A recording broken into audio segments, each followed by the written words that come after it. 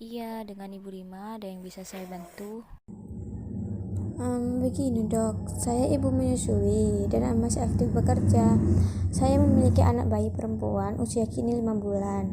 Awal-awal masuk kerja setelah cuti selama 3 bulan, produksi ASI saya masih banyak dok. Saya pun rajin mengonsumsi sayur hijau dan daun katuk tiap pagi. Namun setelah usia anak menginjak 5 bulan, air susu saya jadi berkurang dok. Saya pun mulai memberi anak susu formula. Selain itu juga saya disarankan oleh teman sekantor saya untuk minum semacam teh pelancar ASI begitu dok, yang mengandung bahan fenugreek. Namun setelah meminum teh tersebut terkadang timbul rasa pusing dan setelah cek tekanan darah, darah saya menurun dok. Apakah faktor kelelahan mempengaruhi produksi ASI ya dok? Atau apakah minuman tambahan tersebut yang malah mempengaruhi produksi ASI saya ya dok? Wah, hebat sekali Ibu. Masih menyusui anak walaupun Ibu bekerja. Menyusui sambil bekerja memang mempunyai tantangan tersendiri. Yang pertama adalah bagaimana Ibu bekerja dapat tetap mempertahankan produksi ASI-nya, dan yang kedua adalah bagaimana tata laksana pemberian ASI perah yang tepat selama ibu bekerja, sehingga tidak menimbulkan masalah dalam menyusui dan kebutuhan anak tetap terpenuhi dengan ASI eksklusif.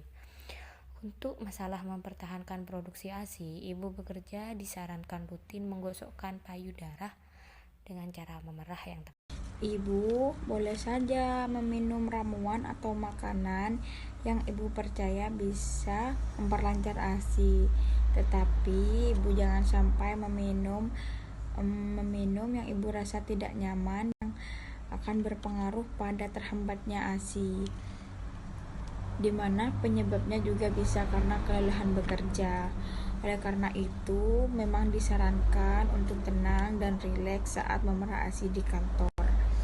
Bisa dengan melihat foto bayi, memikirkan bayi, meminum air hangat, dan sebagainya. Bila pengeluaran ASI terhambat dan ibu tidak dapat memerah, menggosokkan payudara sampai maksimal, maka itu akan menghambat produksi ASI nantinya. Di sini, bila ibu sudah melakukan hal tersebut dan produksi ASI dirasa masih kurang, maka kami sarankan untuk segera ke klinik laktasi untuk evaluasi proses menyusui sambil bekerja.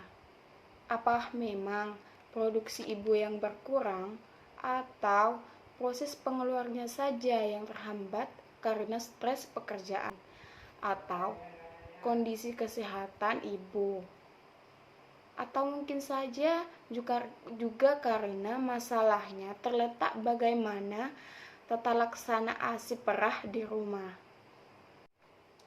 Pemberian ASI tidak boleh menggunakan media DOT karena dapat menyebabkan masalah menyusui, masalah pada ibu, maupun masalah pada bayi.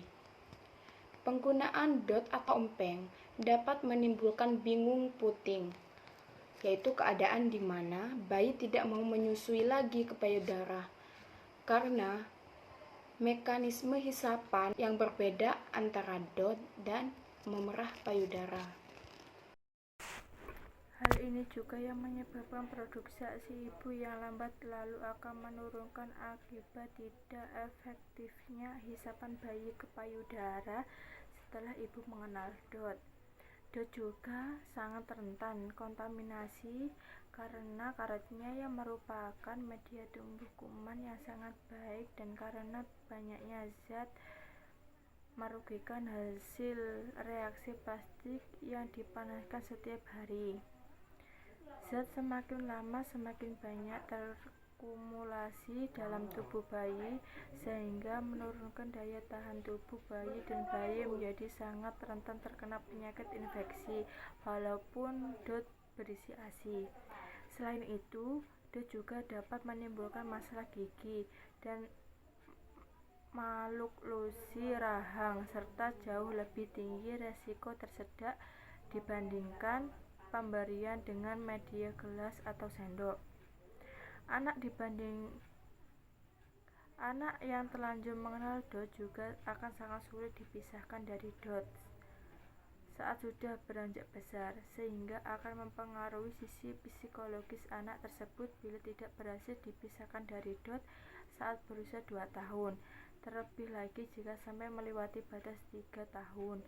Hal tersebut akan mempengaruhi kemandirian sang anak di masa depan dan juga dalam hal mengambil keputusan. Pemberian susu formula juga, Bu, kami tidak sarankan karena memiliki banyak kerugian. Ketika ibu memberi susu formula pada bayi ibu akan meningkatkan peluang bagi bayi mengalami alergi, asma, infeksi telinga, infeksi pernapasan, gangguan pencernaan, gangguan jantung, dan pembuluh darah, obesitas, diabetes, anemia, defisiensi besi, kanker anak, gangguan tidur, kematian bayi mendadak, masalah gigi dan maloklosi, gangguan perilaku, AQ, perkembangan kognitif yang lebih rendah, autisme, serta paparan kontaminan lingkungan. Ketika ibu tidak menyusui, ibu makin berpeluang mengalami diabetes, obesitas, hipertensi, penyakit jantung, dan pembuluh darah, osteoporosis, kanker payudara, kanker rahim, dan Alzheimer. Semua yang telah disebutkan telah dibuktikan melalui penelitian yang diakui oleh dunia, orang-orang yang ahli di dalam bidangnya. Untuk lebih jelasnya juga, bila ibu masih menggunakan DOT, ibu disarankan segera ke klinik laktasi bersama keluarga dan pengasuh untuk diajarkan manajemen laktasi pada ibu bekerja.